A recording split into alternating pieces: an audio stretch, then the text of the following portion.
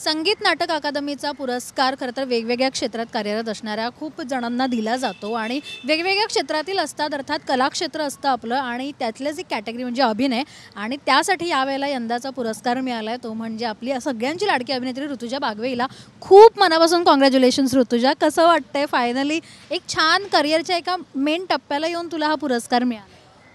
कृतज्ञता हीच भावना आहे मनात, कारण खरंच ध्यानीमध्ये सुद्धा नव्हतं की इतका मोठा पुरस्कार आपल्या वाट्याला करिअरच्या इतक्या सुरुवातीला येईल. आणि खूप छान वाटतं आणि जबाबदारीचं सुद्धा वाटतं की आता पुढची कामं करताना कायम त्या पुरस्काराची जबाबदारी ठेवूनच पुढचं काम करायला हवं. सो ते मी कायम करण्याचा प्रयत्न करेन.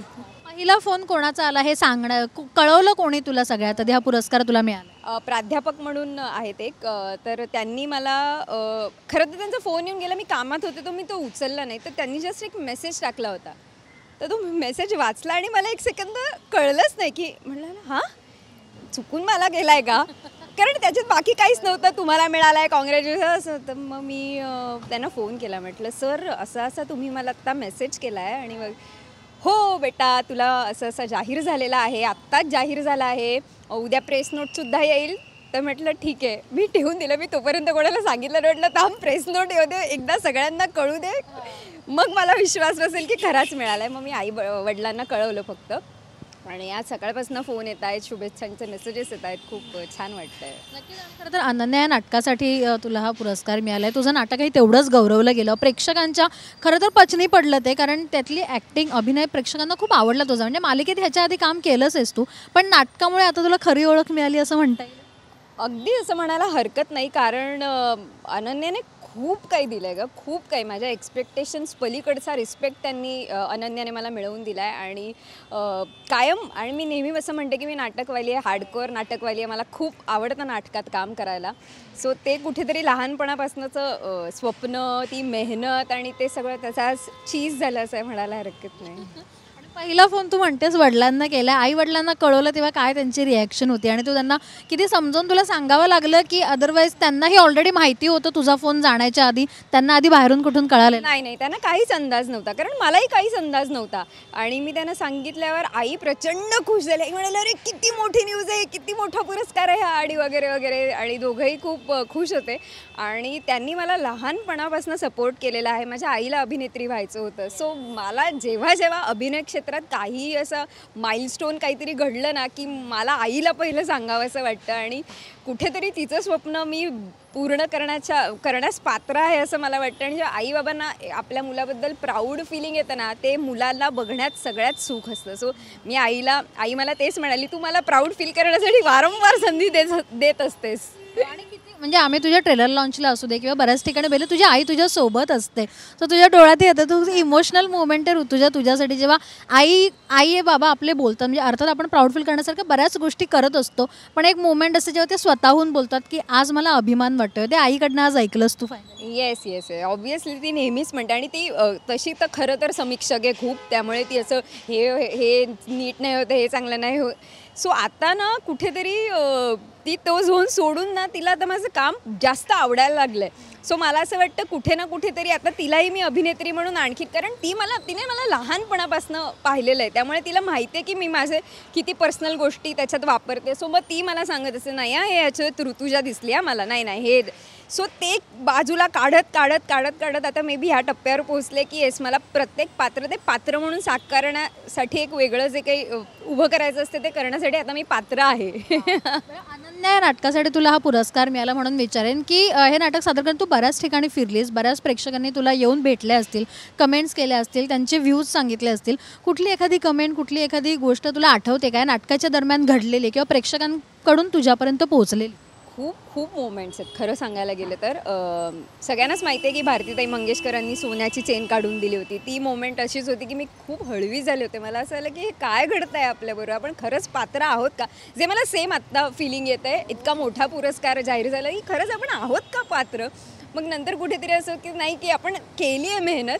सो आता जे मिळालं आहे त्याच्याबद्दल कृतज्ञता व्यक्त करणं एवढंच आपल्या हातात आहे, आणि जबाबदारीने पुढचं काम करणं. सो ते करते. त्याच्यानंतर एका प्रेक्षकाने 51,000 रुपयांचा धनादेश मला दिला अनन्याचा प्रयोग पाहिल्यानंतर.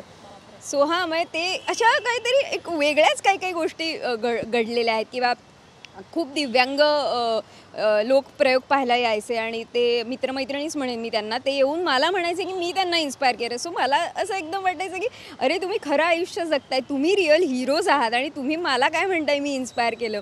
सो अशा खूप गोष्टी आहेत ज्यांनी मी माणूस म्हणून घडले, कलाकार म्हणून घडले. सो मला असं वाटतं की ग्रोथ सगळ्यात जास्त इम्पॉर्टंट आहे.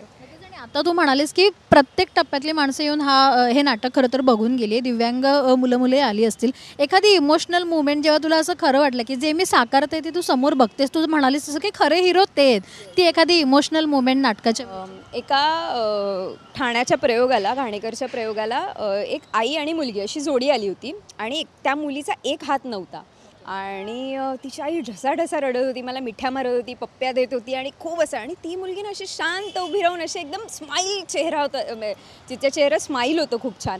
अजिबातच कुठे तिच्याबद्दल काय घडलं त्याचं दुःख नव्हती, त्याची झालर नव्हती आणि कॉन्फिडन्स चेहऱ्यात होता.